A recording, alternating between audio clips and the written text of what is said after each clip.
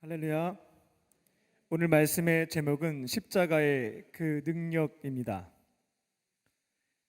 예수님께서는 십자가에 달려 돌아가시기 전날 밤 겟세마네 동산에 올라가셨습니다. 그리고 3번에 걸쳐서 인류 역사상 가장 중요한 기도를 드리셨습니다. 이 잔을 내게서 지나가게 하옵소서. 그러나 나의 원대로 마시옵고 아버지의 원대로 하옵소서. 예수님은 3번에 걸쳐서 아버지 하나님께 십자가 고난을 피하게 해달라라고 간구하셨지만 하나님은 침묵하셨습니다. 예수님은 이 고난의 잔을 피하지 않는 것이 하나님의 뜻임을 아셨고 목숨을 바쳐 순종하는 것으로 뜻을 결정하셨습니다. 예수님은 기도를 마치고 잠들어 있었던 제자들을 깨워서 일어나서 함께 가자라고 말씀하신 뒤 자신을 잡으러 오는 사람들을 향해서 걸어가셨습니다. 그리고 가룟 유다와 함께 온 성전 경비병들에게 붙잡혀서 대제사장 안나스의 집으로 끌려가셨습니다. 예수님은 71명으로 구성되어 있었던 유대인의 자치기구이자 법원이었던 산헤드린 공회에서 종교 재판을 받으셨습니다. 공회에서는 예수님이 살아계신 하나님의 아들이다, 그리고 재림주로 오신다는 발언을 신성모독죄 언사로 보았고, 신성모독적 언사로 보았고 사형을 의결했습니다. 하지만 그 당시 이스라엘은 로마의 식민지 지배를 받고 있었기 때문에 사형을 집행할 수 있는 권한은 없었습니다. 그래서 그들은 로마의 총독 빌라도에게 예수님을 데리고 가서 신문을 받게 했습니다. 그러나 총독 빌라도는 예수님에게서 사형 판결을 내릴 만한 어떠한 혐의도 찾을 수가 없었습니다. 그래서 그 당시 갈릴리 지역을 통치하고 있었던 분봉왕 헤롯 안티파스가 유월절을 맞이하여 예루살렘에 방문을 했기에 그에게 보내서 재판을 받도록 했습니다. 하지만 헤롯은 예수님을 희롱했을 뿐 빌라도 총독이 직접 판결을 내리라는 전교와 함께 되돌려 보냈습니다. 빌라도는 예수님의 재판을 구경하기 위해서 모여든 사람들에게 도무지 사형을 집행할 만한 죄를 찾지 못했다고 말했고, 어느 정도 때린 다음에 풀어주겠다라고 말했습니다. 하지만 그곳에 모여있었던 사람들은 예수님을 죽여야 한다라고 소리쳤습니다. 빌라도는 이 문제를 해결하기 위해서 한 가지 방법을 제안했습니다. 지금도 중요한 국경일에 대통령의 권한으로 특별 사면하는 것처럼 그 당시에도 유대인 최고의 명절인 유월절에 로마 총독의 권한으로 특별 사면을 해주는 것이 있었습니다.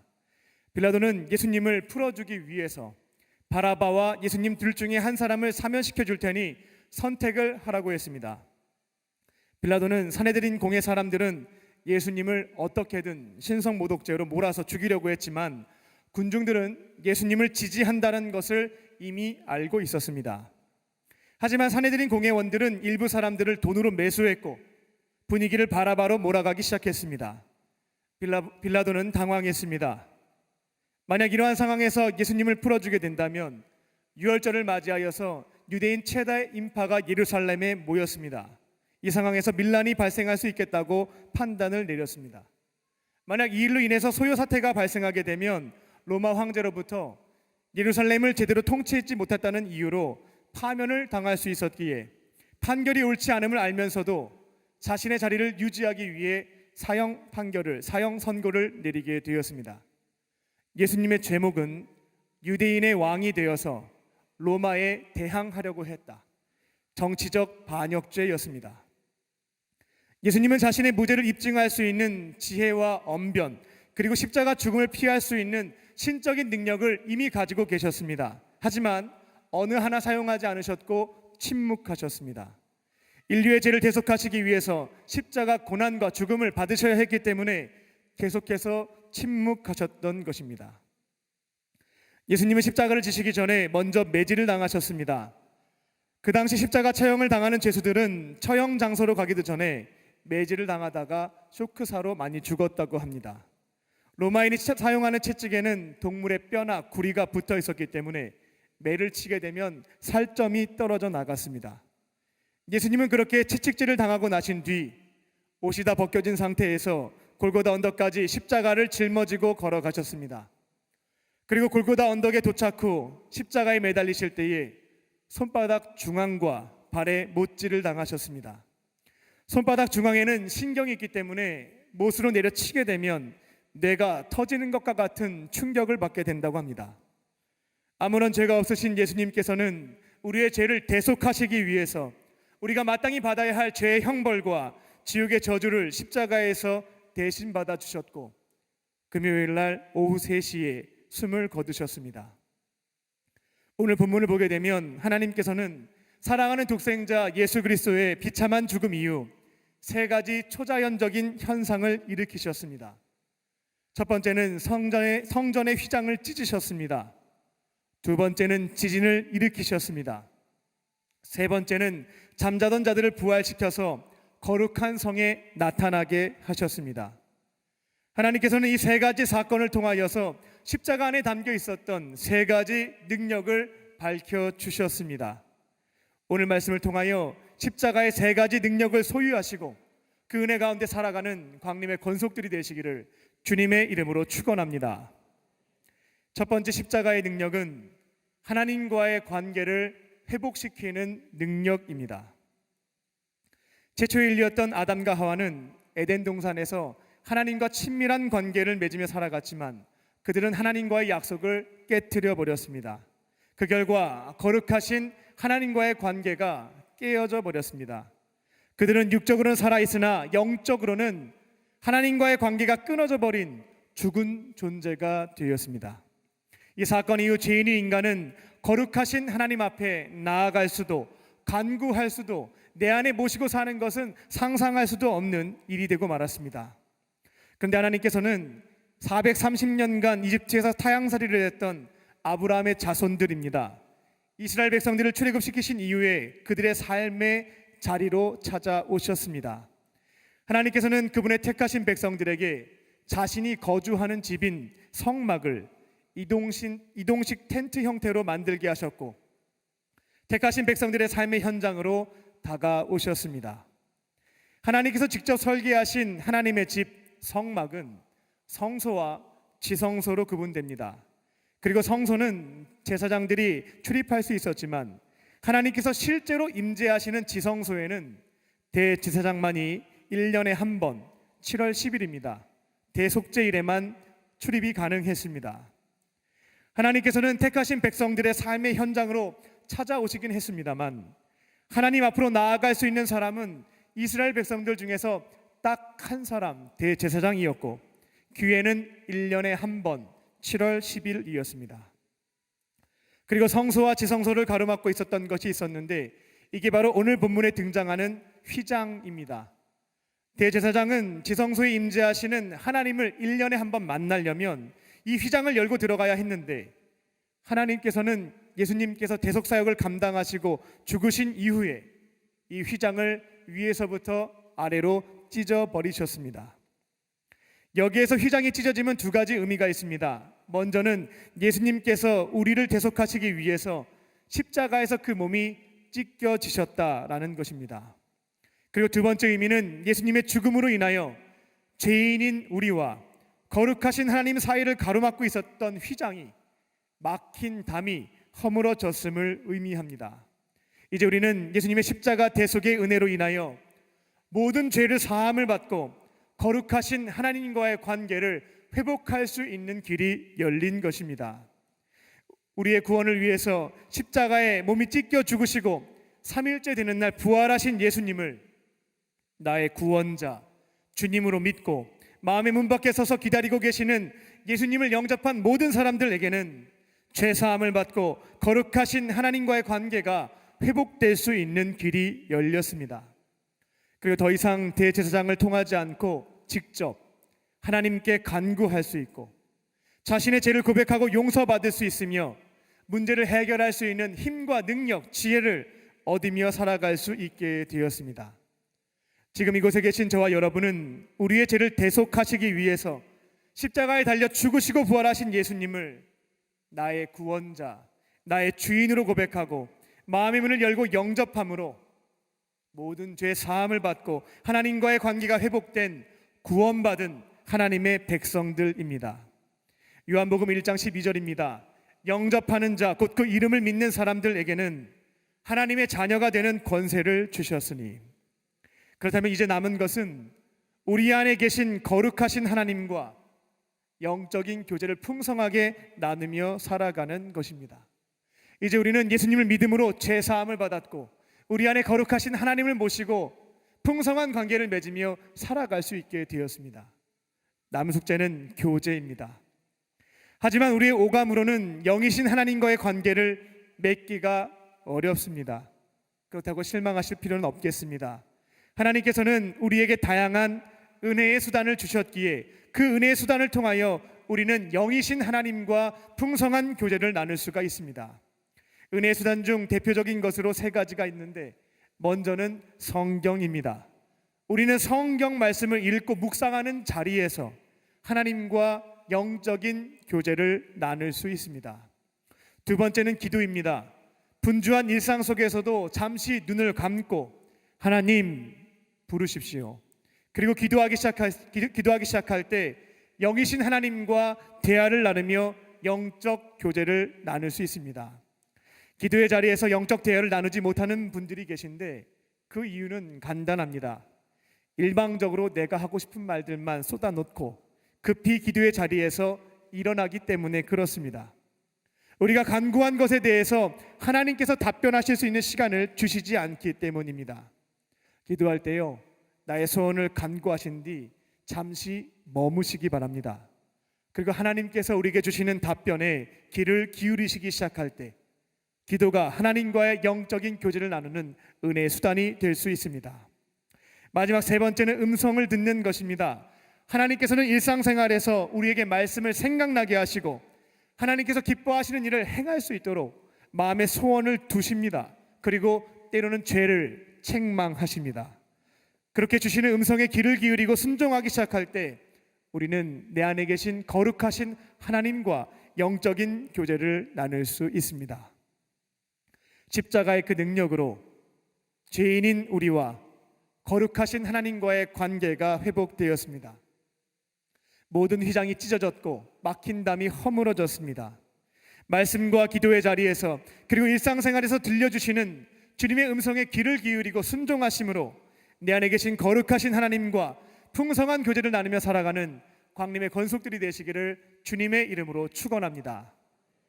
두 번째 십자가의 능력은 구원의 능력입니다.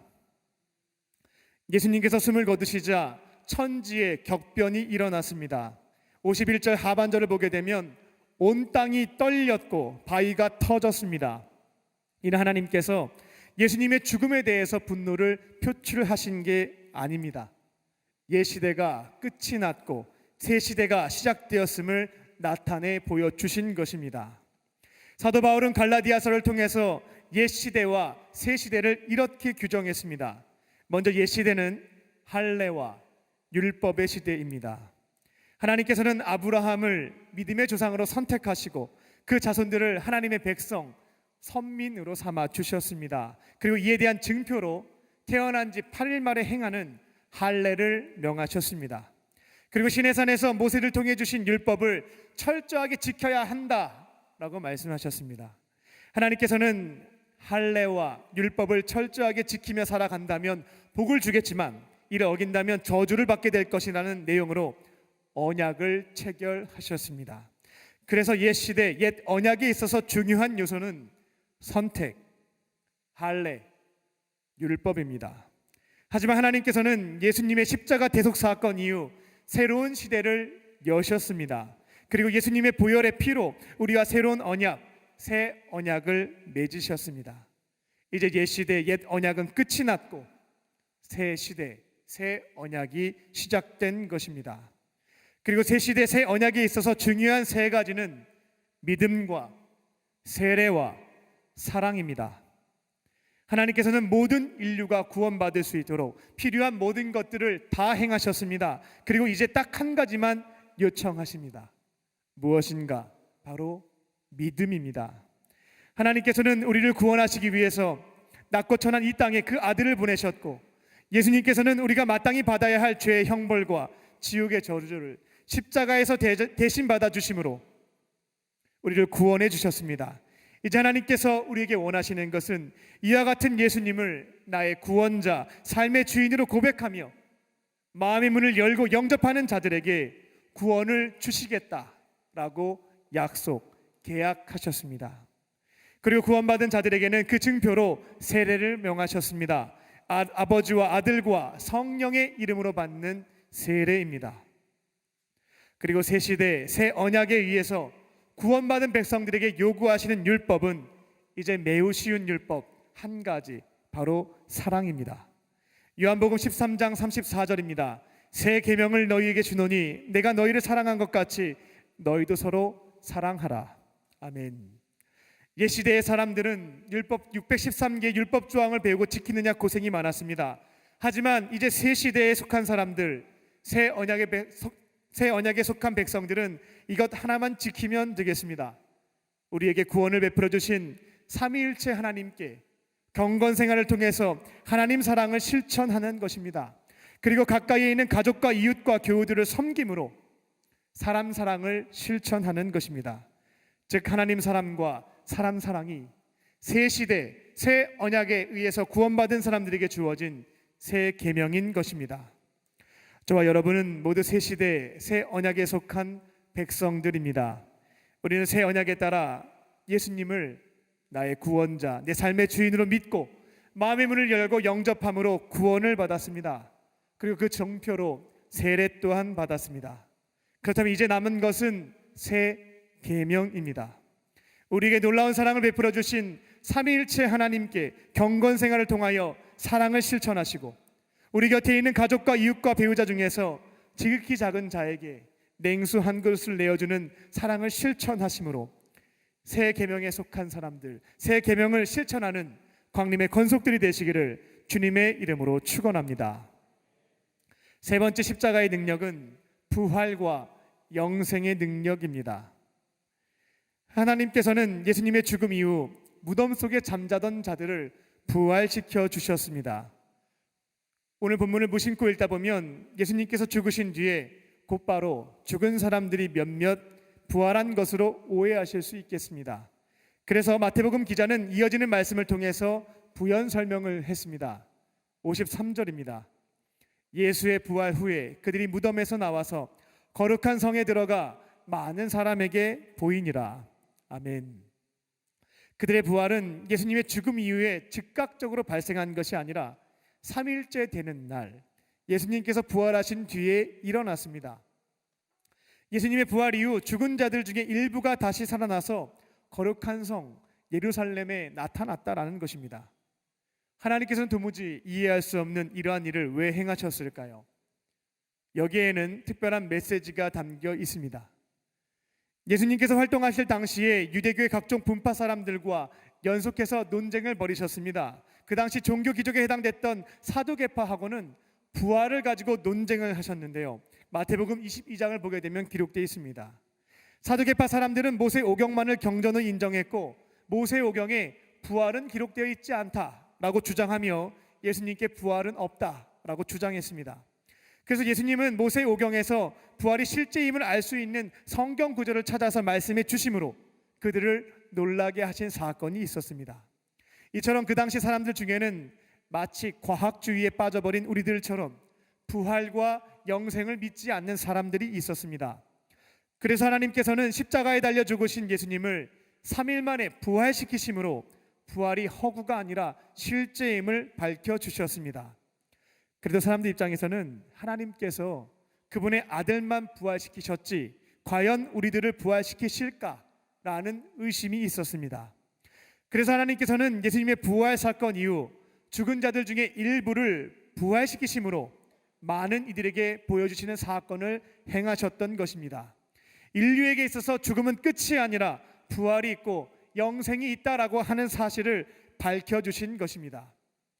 이제 예수님을 구원자로 믿고 따르는 그리스도인들은 죽음이 더 이상 끝이 아닙니다. 죽음 이후 예수님처럼 부활해서 영원히 살게 됩니다. 예수님께서 부활의 첫 열매가 되셨기에 예수님을 믿는 자들 또한 부활해서 영원히 사는 것입니다. 그리고 오해하지 마실 것은 부활은 영의 부활만이 아닙니다. 몸도 함께 부활합니다. 초대교회 때 부활에 있어서 영의 부활만 주장했던 이단들이 있었기 때문에 사도신경에서 영뿐만 아니라 몸이 함께 부활하는 것이다 라고 못을 박아버렸던 것입니다. 성도가 서로 교통하는 것과 죄를 사하여 주시는 것과 몸이 다시 사는 것과 영원히 사는 것을 믿사옵나이다. 아멘. 예수님께서 부활하셨을 때 영이 둥둥 떠다니시지 않았습니다.